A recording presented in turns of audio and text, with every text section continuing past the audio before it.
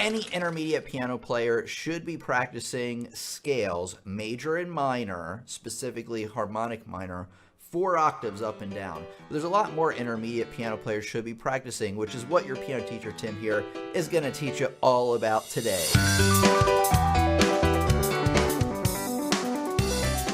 A little bit more into the scales, you specifically want to be using a metronome to get them up to between 100 beats per minute and 120 beats per minute, which is quite quick but not super duper fast. The reason you want to get it up to a certain speed is just so you get that dexterity down with the finger crosses, because you're going to be finding obviously scales in your pieces all the time, and you want to make sure you have that basic dexterity and skill down. The next thing a beginner should be practicing is a Bach prelude. Let me show you one and we'll talk about it.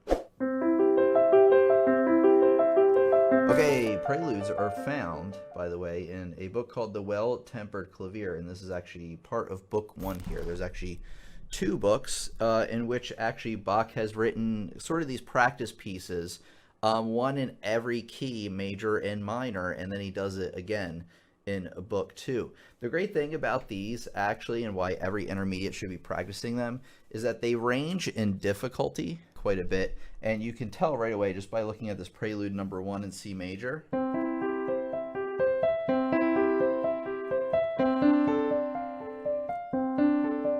Really, there's not much going on here. It's just like 2 notes in my left hand, 3 notes in my right hand.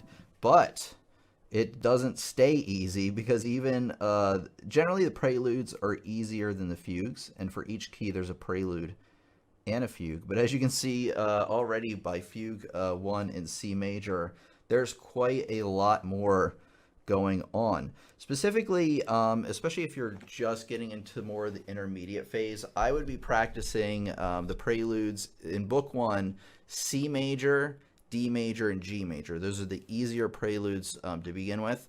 And probably some of the first fugues you should learn is the one in D minor.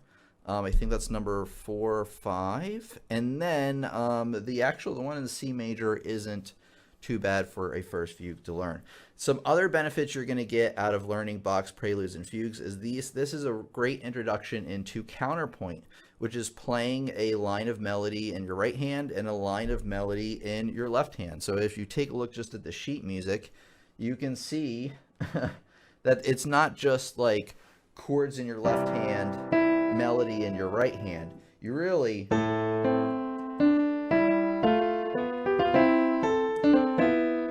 I haven't practiced it all the way through, but as you can see, it's different lines of melody running through.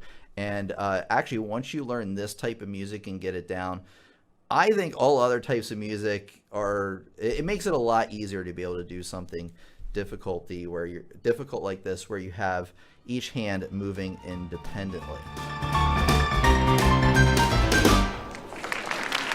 Fingering, something else I brought up with the Bach prelude and fugues, which is a great way to develop your basic finger technique. You know, assuming that you've learned all your scales up to now, a lot of scale runs you find in these preludes, you're going to be using the same fingering that you were using for the scale. So it's a great way to brush up on those basic scale techniques, or basic fingering techniques rather.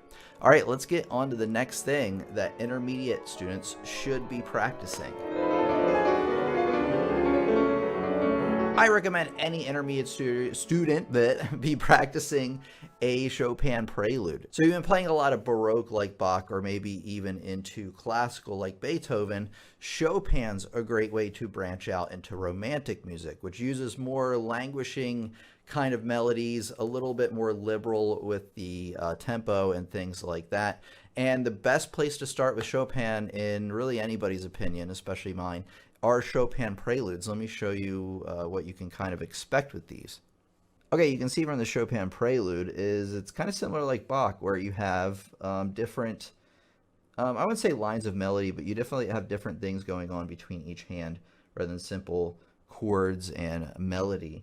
So this is definitely a good step beyond those Bach preludes I was just showing you. You actually want to start with probably, I wouldn't start with number 3. Number 3 is one of the easier ones, but I would mark down number 3. Number 4 is by far the easiest one. You do have to be careful with your tempo. In fact, whenever I play it, I get a lot of comments being like, oh, it's not quite right, with the tempo anyway. So number 4, number 3, and number 6 are the ones you want to start with. These ones really are not that bad. It's been a while since I played them, though.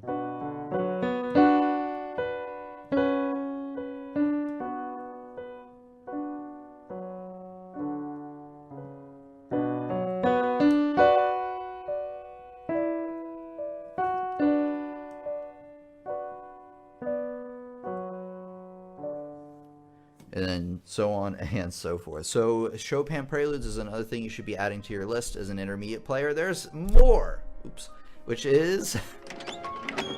Yes? Yes, I'd like a piano lesson, please. Oh. Okay, sight reading is another thing intermediate players should be practicing every time they practice. Literally 10 to 20 minutes of their practice should be sight reading. The better of a sight reader you are, the easier it will be to learn new pieces. Let me show you a good resource for learning sight reading. The general idea of sight reading is to find something that's a little bit below your current playing level. So this website that they actually changed, but somebody told me where they changed the URL to. Belmont.edu/ I don't know, just copy the link up on the bar above, and I will try to remember to include a link in the description. But anyway, the general rule of thumb is to be playing a sight reading example that's a little bit easier than what you're currently playing. And the reasoning behind that is with sight reading, you want to be able to play it by sight from beginning to end with relatively few mistakes. So this one's great because this has a whole collection of easy sight reading examples that actually also go in a progression of key signatures. They're not all in the key of C, which makes it great. So after a while, after you get the basics of sight reading down, just playing simple like two-handed pieces, you then want to branch out into different playing styles, different genre of music, different key signatures, things like that. Sight reading is probably the most important thing that I've talked to you about today, except for this next thing. I'm sorry? What was that again? Okay, the last thing that you should be practicing, maybe not the last thing, but the last thing on today's list is ear training. Ear training is so important and a skill that I neglected for so long, and I still kind of do. I still should practice ear training more. What's ear training about? Well, it's all about being able to hear the difference of different patterns of notes, whether that's chords, melodies, rhythms, things like that. Very important. And actually, specifically with ear training, you should be starting out being able to tell the difference between just like major and minor chords. You know, keep it simple at first. And then once you can do all your chords, major, minor, augmented, diminished, then branch out to like seventh chords, and then intervals, things like that. Let me show you a website that you can practice this stuff on. Okay, this website, I talk about it all the time on this channel, musictheory.net/exercises. You scroll down to the ear training section, and you want to click on, you know, maybe chords to start out with. Well, I had a practice exercise for you, but it's not loading right now. It's at musictheory.net. Make sure to check it out in the description. Specifically, go to the ear training section and click on the chord practice, and that will help you out tons. So, of course, you're going to want to watch more lessons on how to play piano, in which case you definitely want to make sure you're subscribed. You have all notifications turned on to make sure that you don't miss out on all the lessons that come out. I can't talk today. Anyway, thanks, guys, for coming out. You definitely want to check out these lessons next. They'll take you to the right place, and I'll see you, yes, you, in the next lesson.